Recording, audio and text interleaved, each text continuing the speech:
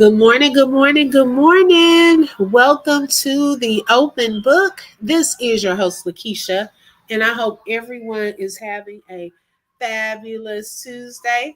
Um, I am really live right now. Last night I did a live and it was a premiere, but I'm really live right now. So y'all make sure you hit the like button. Let everyone know that we are live. Okay. Now y'all, I must give God the glory and thank him that I am feeling probably about 90% better. Um, After being under the weather for the past few days. My husband's in the hospital. My daughter, she had a low grade fever yesterday. So she's home today with my son. He's usually here on Tuesdays, anyways. So, yeah, it's been one thing after the other. Okay. But the Lord is yet real and he is yet a healer and able. So continue to keep my family lifted up in your prayers. But yes, I am so glad to be back at least 90%. Okay. Because when you have two littles, they don't really care that you're not feeling your best. Okay. They still argue, they still want snacks. Okay. They still want to go here and there. My son still wants this little toy that he's been telling me about for the past 3 or 4 days. Okay. I'm like, look, they don't care. They really don't. But I missed you all. Thank y'all so much. Trying to get back into the groove of my morning lives again, and so forth. So yes. Hey K Brown, good morning, sis. Thank you for joining. Hi Nook the book. And thank you for being first in the building, K Brown. Nook said blessings, open book blessings, chat passing through. Thank you, Nook. How have you been? I haven't seen you in a minute, bro. I hope all is well. Okay. Thank you so much. So y'all know that this is Black History Month. And we didn't need permission, although they were trying to give us permission to celebrate Black History in February. We were gonna still keep it going anyways. Okay, we didn't really need permission to talk about who we are. Okay, in our history, we don't need permission to do that. And so, like I shared with y'all here at the Open Book, I wanted to continue to bring awareness throughout this month of various blacks that have created a phenomenal inventions. Okay, things that we would not have known or that we need now. Okay, and didn't know who actually made it. Okay. Hey, Nook said all is well. Thankful. I know that's right. Hey, Latte. Good morning. And so I wanted to shine the spotlight on some of these people that have done some great. Oh Lord, y'all, hold on.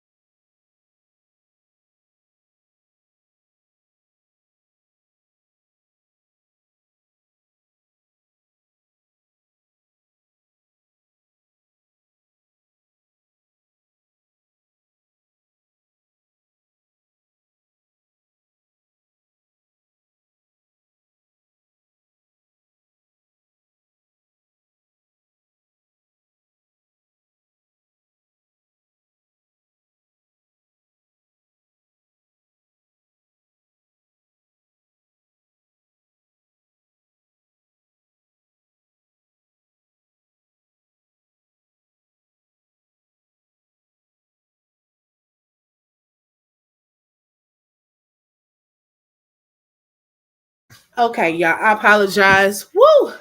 That scared me. I heard a noise and my son started crying. Well, his butt was jumping in the bed. Okay. So look, sir, you'll stop now because I've said don't jump in the bed. Okay. Um, Hi, Brittany. Good morning. So, yes, as I was saying, yeah, I just had said, kids just don't care. I just said that earlier on this live. And so, y'all, I wanted to shine a light on some of these men and women that have done some phenomenal things for our country, inventions that we're using now. Okay, we didn't know who made it. Okay, and we need to shine the spotlight and bring awareness. Back in during the pandemic, hi Robert, welcome. The topic that we're going to discuss today, y'all, I felt so deceived. And the reason that I felt deceived was because I did not know this part of history. I felt like someone was keeping it from us, hiding this information. And now here I am, an adult, having to find out about something that took place that's not even far from me. Okay, especially where I currently live. It's probably approximately 2.5 hours from where I live. Okay, currently, which takes place in Tulsa, Oklahoma. I don't know how many of you have heard of Black Wall Street. Okay, and with Black Wall Street, and I wanted to show y'all the area.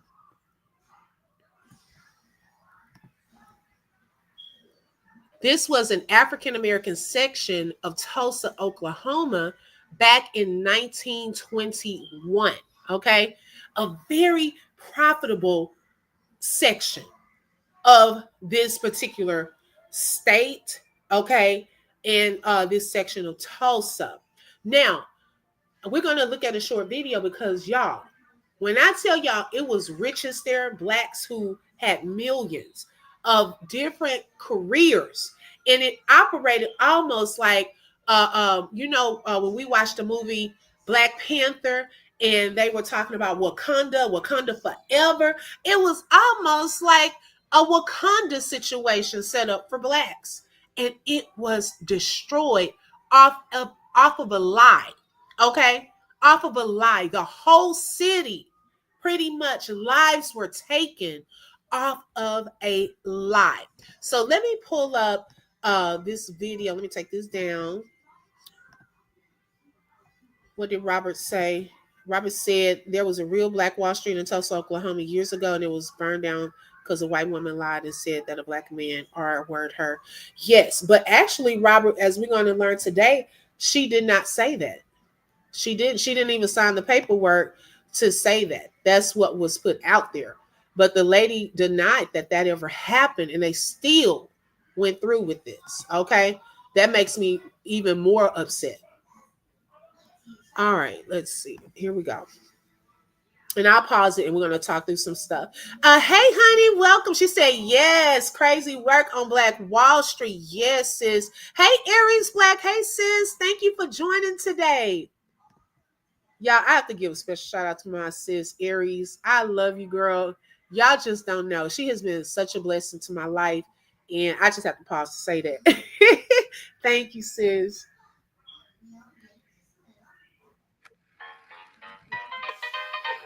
Greenwood, Oklahoma, 1921.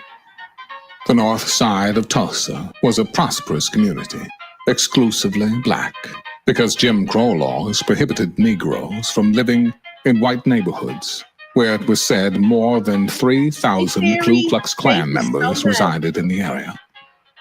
At that time, there were countless all-black communities, like Greenwood, scattered throughout the U.S., 60 in Oklahoma Territory alone. Greenwood, however, was the jewel of Negro America. Though white Tulsans called it Little Africa, Booker T. Washington gave it the name we know it as today, Black Wall Street.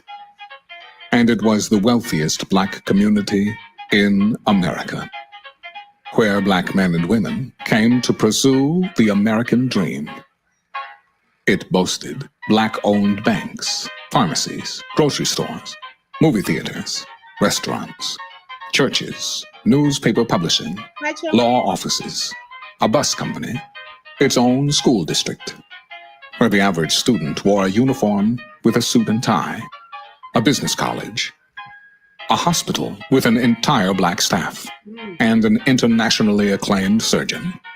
Black millionaires, which Greenwood was known to have had more millionaires residing there than the entire United States combined. Now think about that, y'all. This place had more millionaires there than resided in the entire country. Okay? Imagine that. They had everything was for their people. They had doctors, hospitals, school districts, everything there. Okay? Because remember, this was during the time when there was segregation. So, hey, if we're going to segregate, okay, well, what are we doing with our part? See, that's what we have to really consider. What do we do with the part that you're given? And these people took that land and they grew it into these big cinemas, had their own libraries. They really built this city from the ground up and really had it for their people. Okay? Think about that thing. Millionaires. This wasn't like, oh, you know how like some people think it's a whole lot of black people that live there. It must be the projects. No. Okay? It wasn't the projects. This was a whole little city that these people built. They were educated. Okay? They were educated. They had teachers. They had an all-black staff at their hospital. So I don't want to hear when it's a lot of people congregated somewhere or living in a certain area that it's always going to go down. No, this taught us it won't. Your area can be rich. It's what you do with it. Okay? It's what you do. It was given to you. And that's what in my opinion, they turned this into their own Black Wall Street. Yes, look at all those people. Yes, Brittany. That's what they did. They took what was left to them, that land that they had acquired, and made something of it. That thing blessed me. And of the only 2 airports in the state of Oklahoma, one of them was for the half-dozen private airplanes owned by its black oil tycoons. To top it off, the minimum wage and living standard of a resident of Black Wall Street far exceeded that of the average white citizen of Tulsa. But on May 30th, 1921, all that changed. Dick Rowland, a shoeshine boy, entered the elevator in the Drexel building to use one of the only few colored bathrooms in downtown Tulsa. On the top floor, Sarah Page, a 17-year-old, a white elevator operator, began operating the elevator when it lurched, causing Rowland to stumble. He bumped into Sarah, and she screamed. Rowland, knowing what Frederick Douglass had penned as the truth with regards to the treatment of black men in America, to be accused was to be convicted, and to be convicted was to be punished. In this case, punishment, when it came to the accusations of a white woman, meant death, and knowing her scream was a likely death sentence. Young Rowland ran away. He was later seized and apprehended with the intent of being lynched. Word of a black man raping a defenseless white girl spread throughout the Tulsa area. Dozens and then hundreds, until a mob of over 2,000 white men gathered at the county courthouse demanding justice. But justice for what? Sarah Page wasn't assaulted. Her clothes weren't ruffled. And though her story wavered during questioning, she ultimately affirmed she was not harmed. Moreover, she refused to sign a statement saying that she had been raped. Okay, let's stop there for a second. Okay, her clothes were not torn. She, I don't know what's going on with the part where her story kept changing and all of this, but she did not even admit that the man R-worded her. Okay, she didn't even want to sign the paperwork. So why was that narrative continuing to being put out there if the very person that it was supposed to have happened to never signed the paperwork? She never went along with that. But in order, in my opinion, to further what they probably already wanted to do, Let's go ahead and go with that narrative. But don't let the facts get in the way of a false accusation of a black man who needed to be put in his place at the end of a rope. The Tulsa Tribune reported, "A Negro assaults a white girl. and later, To lynch Negro tonight." with no basis in fact for the allegations of rape, the mob persisted in their demand for justice of a white girl who emphatically stated that no injustice had been done. Right. Walter White of the New York Evening Post wrote, Chief of Police John A. Gustafson, Sheriff McCullough, Mayor T.D. Evans, and a number of reputable citizens, among them prominent oil operator, all declared the girl had not been molested, that no attempt at criminal assault had been made. Victor F. Barnett, managing editor of the Tribune, stated that his paper had since learned that the original story that the girl's face was scratched and her clothes torn was untrue. See? and there you have it. Fake news. But the damage had already been done. Not that he said fake news. Okay. So y'all didn't already put that out there. Okay. And it was fake news. So, but they already knew what would happen if we say that this happened to a white girl back then. Okay. That there were going to be consequences for that. And the wheels were set in motion. Armed black World War I veterans were among the less than 100 members of the Greenwood community who came to prevent another lynching of a black man, as thousands had been lynched since the generation of Reconstruction. A verbal confrontation led to a shot being fired, triggering what would soon become the most bloody racial conflict in American history. Some 500 members of the white mob were armed and deputized by city officials, and those who didn't own weapons looted stores to obtain guns and ammunition along the way. Thousands of angry white men descended upon Little Africa, as a few white families provided sanctuary to those fleeing from violence. Over the course of 24 hours, the mob looted, murdered, and razed the wealthiest black city in America to the ground. Eyewitness testimony stated a dozen or more planes circled the black area, dropping burning turpentine balls over the city of Greenwood and firing bullets at black residents young and old, gunning them down in the streets. It was the first and only time Americans used planes to attack and kill its own citizens. That is so sad. The first time they used that for their own citizens.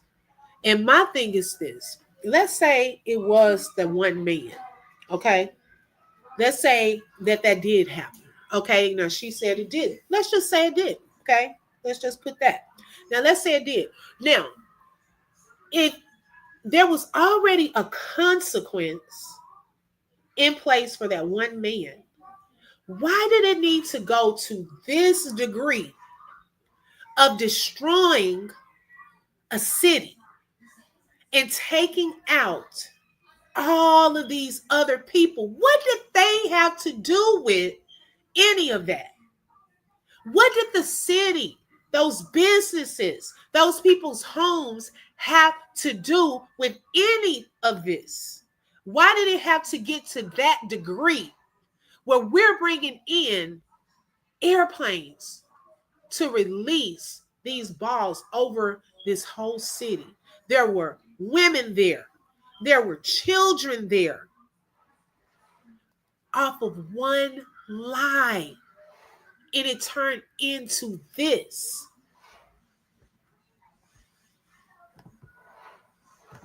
As it destroyed an entire city.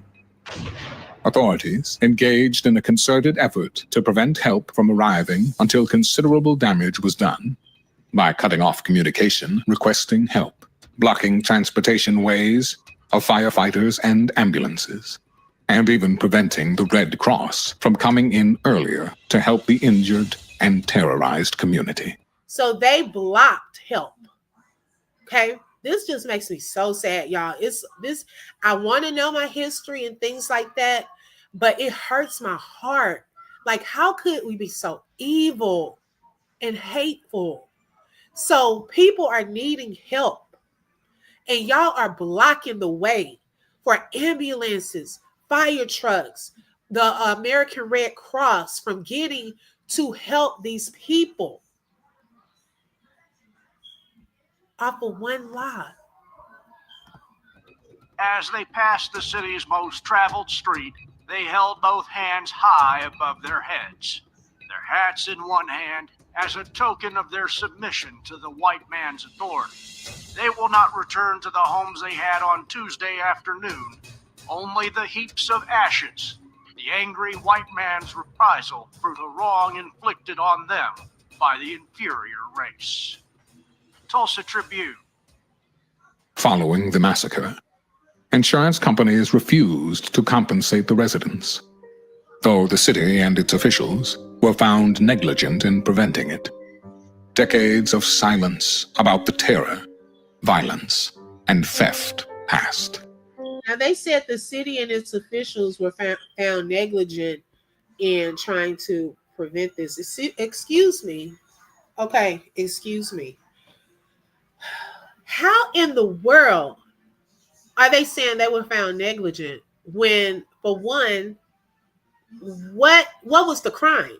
Okay, who were the invaders to the city? There was no crime taking place there.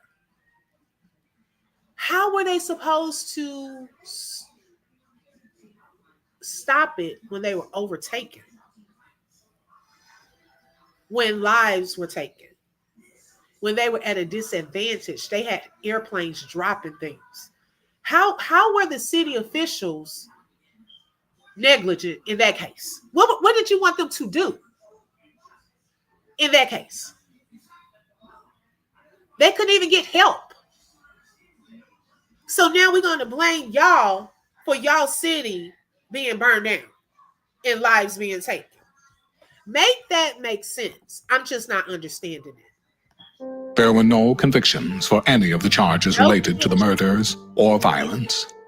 Not one white person was ever held responsible for these crimes, though dozens of black men were indicted for inciting a riot. Government and city officials not only failed to invest and rebuild the once thriving Greenwood community, but blocked efforts to do so, and even actively sought to appropriate their land. The crime wasn't acknowledged by the city or the state of Oklahoma for over 70 years, rarely mentioning it in history books, classrooms, or even in private. And it wasn't mentioned. It wasn't mentioned in my history book. I never learned about this in school. Not elementary, not middle, not high school, not college. It wasn't until the pandemic when I was at home one day and I was on social media and someone brought up, it was like an article or something. And I said, what is this? Like, because I had never heard about it. And I felt so deceived. I was like, wait a second. You mean to tell me not far from Texas, we had something called the Black Wall Street and we didn't even know about it?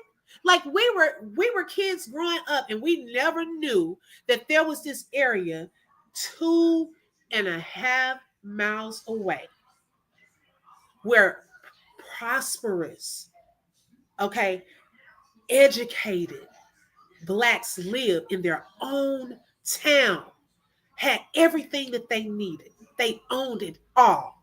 Oil, airplanes, all sorts of businesses. And it was burned to the ground. No one ever told us that. That was hidden from us. That's the part that really infuriated me. Residents grew into middle age, completely unaware of what had taken place. Even a report detailing the history of Tulsa's fire department from 1897 to 2017 made no mention of the massacre.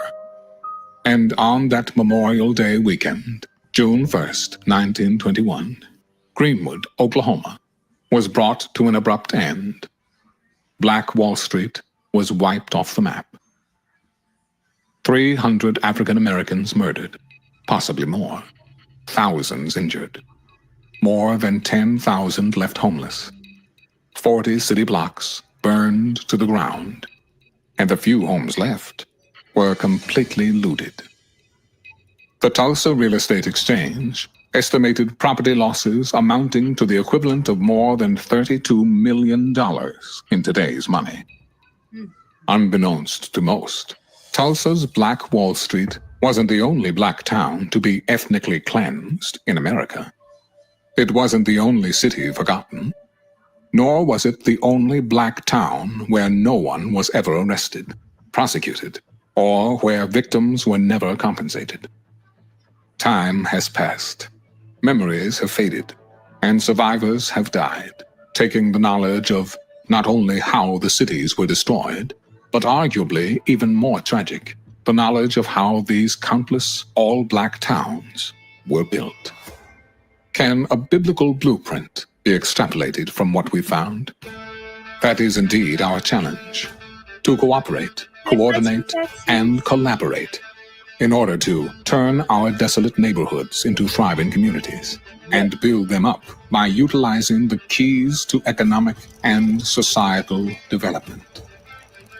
Let us rediscover, let us reunite, and let us rebuild a new Black Wall Street. Y'all, did catch that caption right there? That thing tickled me. It said coming soon to a hood near you. Okay. That tickled me. What do you do with what's given to you? See, that's the thing. Will people build? Will they be able to get along and strive to build another Black Wall Street? Okay. I love that part. So then y'all, as y'all know, it was burned down, Brittany.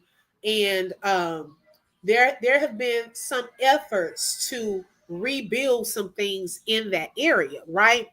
Now, and even now, let me show y'all.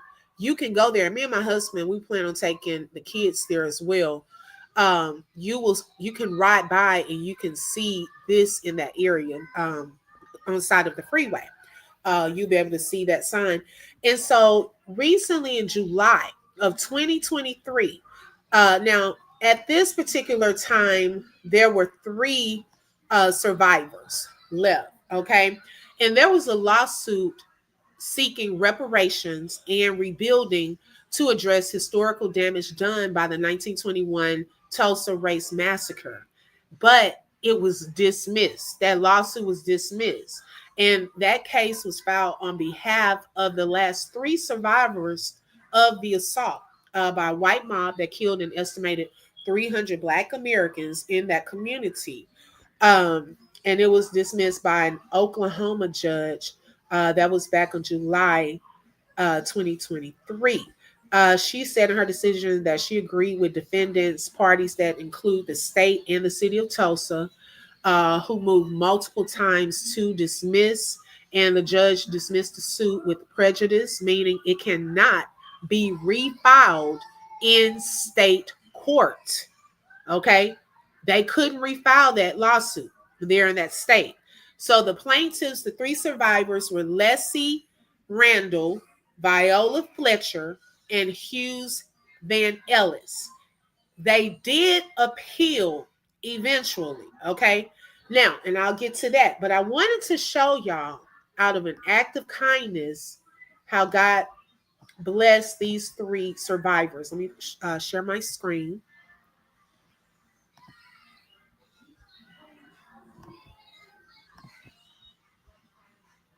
Hi, Peppers Place. Good afternoon. Welcome. Luke, to whom much is given, much is required. Yes, I totally agree. Okay. All right. So if y'all see my screen, here are the last three survivors of that massacre.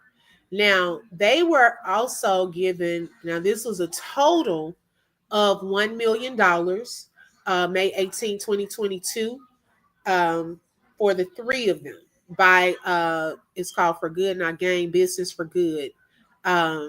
They donated that. Let's see, what was the man's name?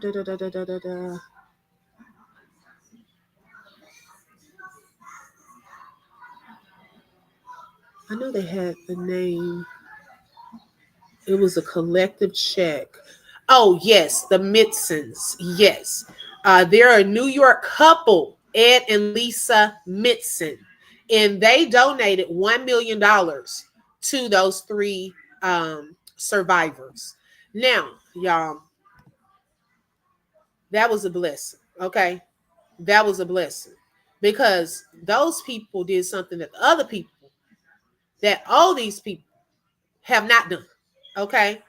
Let's see. I'm also just subscribed under Stephanie Seals. Oh, okay. Thank you, Tammy. Now, something I wanted to talk about. Since then, y'all, remember I said they filed a lawsuit. Well, after that, um, there was another appeal done. Hold on one second. I thought I had. Oh, did I close that?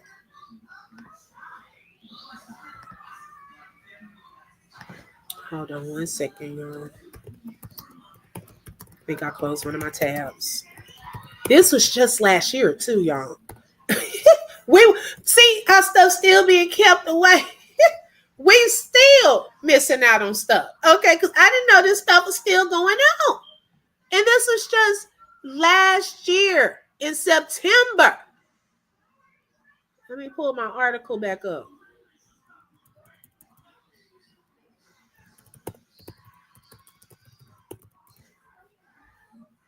Let me find it. Man, I think I closed it. I had something else.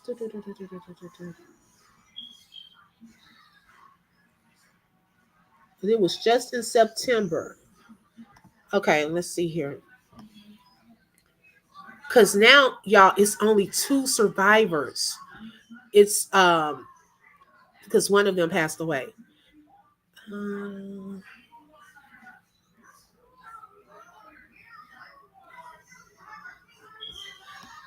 in the appeal, they did not approve it. Let's see. I want to make sure I'm giving out the right information because I had a different article up, and I think when I closed one tab, I closed it. I like to be ready. Let's see. Okay, the 9-member court upheld the Oklahoma Supreme Court, which has 9 members, upheld the decision made by a district court judge in Tulsa in 2023, ruling that the plaintiff's grievances about the destruction of the Greenwood district, although legitimate, did not fall within the scope of the state's public nuisance statute. So it said plaintiffs do not point to any physical injury to property in Greenwood, rendering it uninhabitable that could be resolved by way of injunction or other civil remedy. Today, we hold that relief is not possible under any set of facts that could be established consistent with plaintiffs' allegations.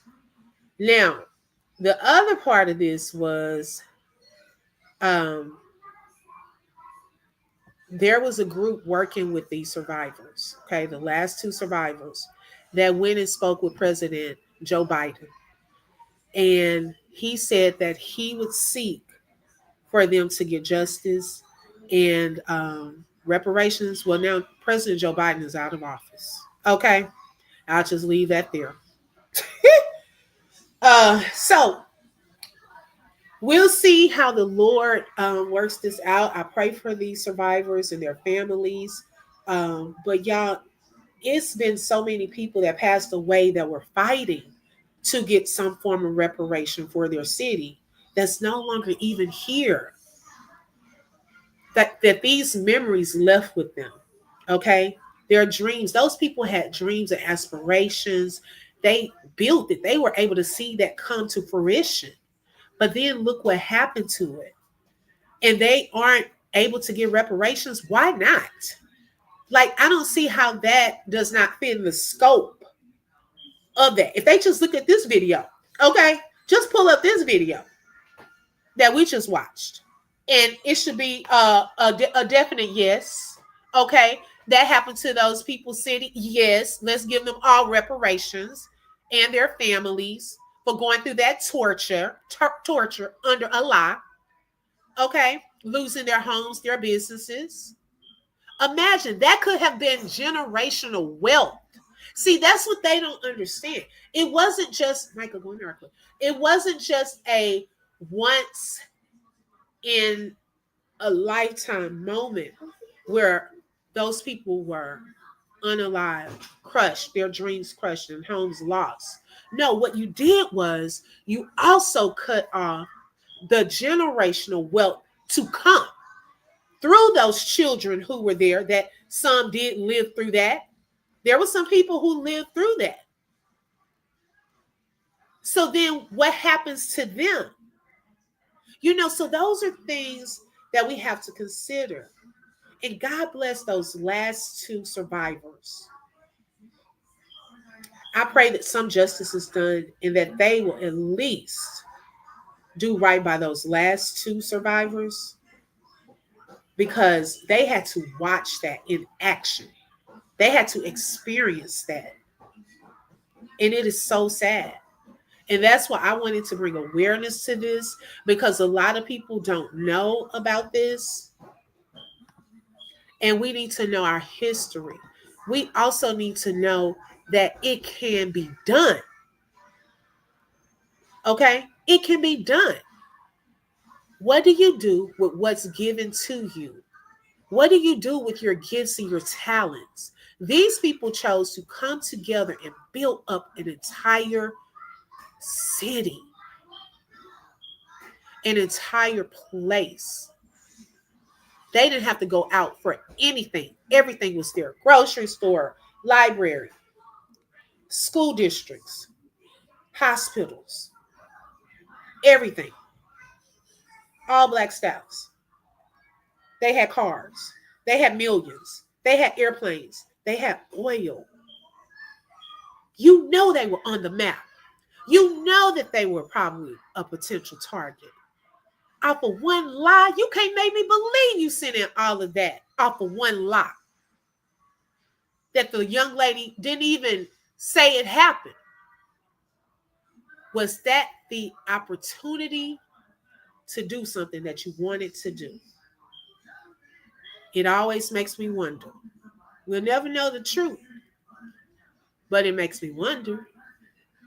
It's sad. And I pray for the descendants of those people, their loved ones that are still living.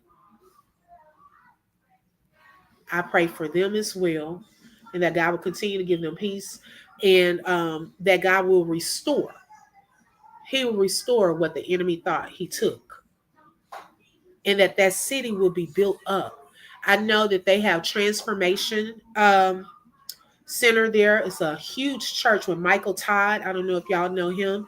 His church is there, not even too far from that place. And what Michael Todd and his team are doing, they're building up out there already. Okay? So it's already starting. They're already building up new centers. God will restore. Let me see. I want to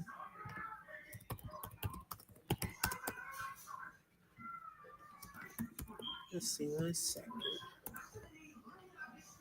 I want to see if I can show y'all even now, because we are going to take a trip down there. I want to go see it in real life, real time. Take pictures and show my kids. Okay, here's a picture I want to show y'all that it can be done. Sometimes people just need to know that it has been done. If you think about that, sometimes people want to know, is it possible? Yeah, it's possible. It is. Thank y'all for being patient with me.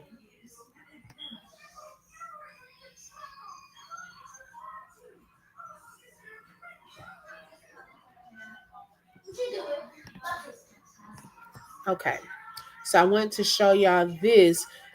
This is kind of a part of it, and they're building buildings there. Hold on one second.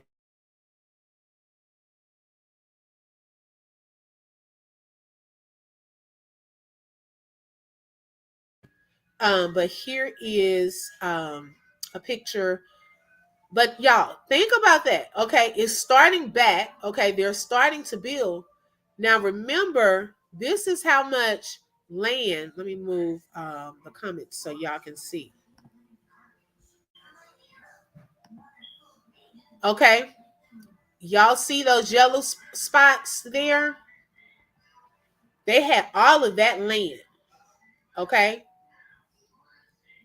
so now they're starting kind of to build. These are all black owned shops and stores there. Um, and then they have the church not too far. So it's going to take some building.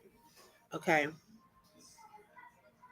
But it just makes me sad that all of that land. Mm-mm-mm. But that's a modern day picture of Black Wall Street. And then if you go down the highway, you'll see this sign here. But more and more people are finding out about that. And hopefully, people will start pouring into that city, um, and do some other things there to bring life back there, you know. Um, wow. Robert said Proverbs 18:16, a man's gift will make room for him and bringeth him before great men. Yes, amen. But if the thief is caught, he will repay him sevenfold in all the goods of his house. Yes. Exactly. Robert always brings that word. Yes. Y'all would like to buy a coffee. Thank you, Aries, for dropping that. You're able to buy coffee. And I am going to put all of those names of the supporters who purchased coffees this month. Your names will go on the wall of thanks. Each month, I celebrate and put the spotlight on supporters that send different methods. Okay, whether it's super sticker or super chats, that's 1 month, or coffees 1 month, cash apps 1 month. So I want to be able to show my appreciation to everyone, because not everyone does cash out, but I still want to show them I appreciate them. Not everyone does coffees, so just different ways. So I appreciate all support. um Yes. Hi, peace be still. Welcome. Thank you for joining. So, yes, y'all, share this video. K Brown said, great live. Keep it coming on our history. Oh, best believe, K Brown, because there's some other stories, y'all, that you will be surprised. Okay. We got to talk about the other town that's underwater near Atlanta. Yeah, that they say is haunted because they done drown these people out of their own cities. Another wealthy city. Oh yeah, we're gonna talk about it. Cause see, I like to learn my history, okay? And I want to expose others to it that may not know as well. So as I learn stuff, I'm gonna bring, oh yeah, Aries, girl, drown the whole city. Okay, put water through a whole city and built a whole lake over that city. They said some of the stuff is still under there. I forget the name of it. It's a long name. I'm gonna find it. But I read the story and my mouth dropped. I said, "What?" And they say when people go out into that lake, y'all, it's so many people that came up dead, unalive in that lake. It's so weird, but it's near Atlanta. Yes, I don't know if y'all heard about it, but we definitely gonna get into that one next. Okay. But yes, make sure y'all share this. I'm about to share it onto my Facebook. Um, I'm gonna make sure Micah, come out of there. I'm gonna share this, talk about it with my kids too, because we need to know our history. Okay. Brittany said, great live open book. Bye everyone. Have a great day. I'll catch the replay. Okay, Brittany, thank you so much, sis. I appreciate your support. Oh, here it is. Thank you. Peace be still. Yes. I knew it started with an L. Yes, that one. Lake Lanier. We're going to get into it. I may do that one tomorrow. Oh, yeah. Mm-hmm. So you live near there. Oh, girl. I know you're not scared. God did not give us a spirit of fear, but of love, power, and a sound mind. But, girl, I was reading that article and I was like, what? That is crazy. So, yeah, I want to bring awareness to that. Yes. Okay. So you heard about that too. Like, say, girl. That is so sad. People work hard for their stuff. Like, golly, it's just so sad. It is really sad that people had to go through, Black people had to go through a lot of loss. And things, imagine paying the price for something you haven't even done. You know what I'm saying? Almost with like with Jesus, but he came to save us. He didn't do anything, but he came to save us. But some of these people, if you think about it, had to pay the consequence for others' actions.